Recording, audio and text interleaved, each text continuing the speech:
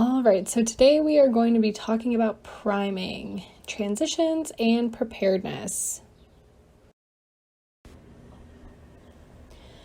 We are going to be talking about the definition of priming, when priming is helpful, different types of priming, some examples that we use in ABA, and then we're going to talk about using priming with your child. So when we talk about priming, we really are just talking about preparedness. And priming in ABA might be preparing a child for change, showing them materials before starting an activity, or even just setting expectations for what we want from a child. Priming is something that happens everywhere all the time, and we don't even realize that. An example I like to use is when you or someone you know purchases a new car. You may not have noticed that car before. However, after you or someone you know purchased it, you might start to see it every time you drive on the road, and it's really unlikely that everyone went out and bought that same car the same day that you did. However, it is likely that you were more prepared to see that car over other cars on the road. Like we covered in the previous slide, priming can be helpful for transitions and preparing for new events and letting a child know expectations. It can be difficult for anyone to go from one task to another, and especially for children with autism, it's good to know what we want from them so that they're able to follow through with the task. Ultimately, we hope this reduces behaviors and reduces anxiety in children that we work with. Here are some examples of priming.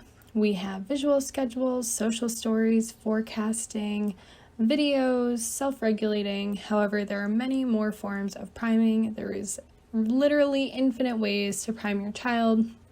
These are just a few that we use regularly. And while self-regulating might not be quite the same as other examples of priming, it is a form of preparedness, which is why we wanted to talk about it here.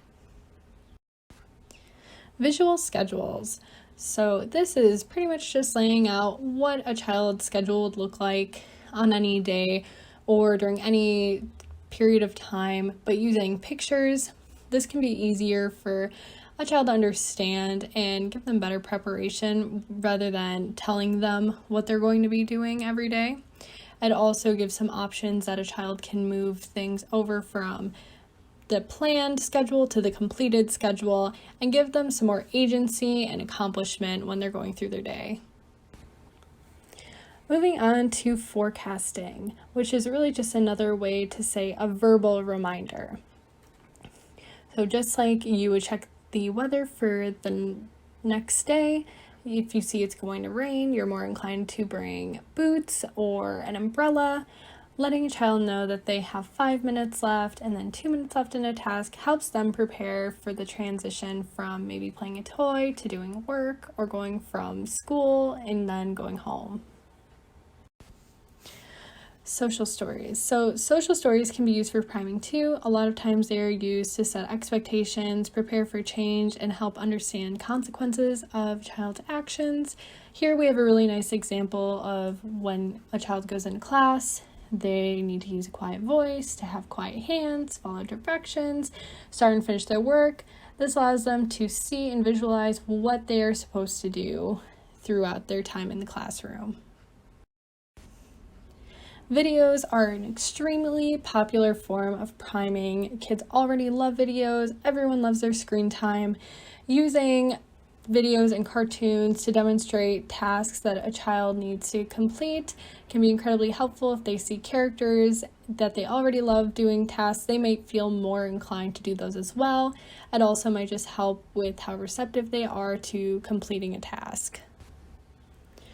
So here you can check in with yourself or people around you and see how you feel about priming so far. If you have any questions, please reach out to your RBT or BCBA for more information. Moving on to self-regulation. So it's not quite the same as all of the other priming examples that we've gone through. However, self-regulating can be important to get the mind and body ready for an activity or an event. This might include activities suggested by an occupational therapist. It might be time to engage in self-stimulatory behavior, or it might just be a few minutes to engage in a highly preferred activity. Sometimes our schedules are so crazy and we're going from one thing to an next that doing something you just enjoy might be a nice way to relax before you pick back up into your schedule. Now we're going to go into some situations where priming is used. You can read and follow along, and I'm going to read these stories out loud. Jamie is enrolled in ABA. He screams and throws tantrums when transitioning. Jamie's BCBA creates a visual schedule for him. Jamie can look at the schedule and know where he is supposed to be.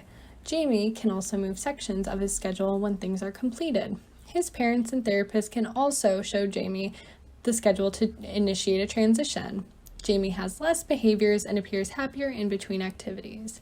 So here we had a child who seemed to really struggle with transitioning, maybe some screaming and throwing tantrums.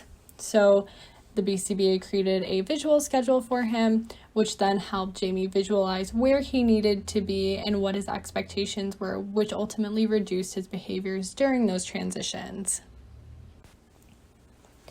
Moving on to situation 2, we are talking about Timmy. Timmy is starting school this year. Timmy often struggles to ride in new vehicles and often experiences anxiety when leaving the home. To prepare, Timmy's BCBA has created a social story for him to read with his parents before he starts school. After preparing with his parents all summer, Timmy feels less anxious about school because he is prepared. So here we're talking about one big event coming up. We're starting school. This can be a big point of anxiety for a lot of kids. So to prepare, we're using the social story so that Timmy can go through it with his parents and understand what his expectations are. They're essentially practicing for it before it happens, and that way hopefully he'll be more excited and prepared when that time comes. And our last situation, we're going to be talking about Cole. Cole has been in ABA for 2 months. Over this time, his therapist has observed large tantrums when transitioning from playing with Legos to starting treatment. Cole is so engaged during the activity that he is agitated when he suddenly must put it away. Cole's BCBA recommends his therapist use forecasting. On breaks, Cole's therapist tells him when he has 5 minutes left to play, 2 minutes, and then asks him to pick up. Cole can now move between activities because he knows what to expect. So here we're talking about transitions again. Unlike Jamie, who used the visual schedule, we're talking about Cole, who needs a little bit of a reminder when he's going from play to work.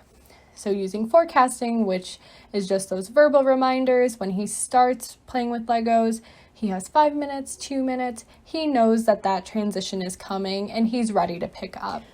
Like we covered before, priming happens all the time without us even realizing.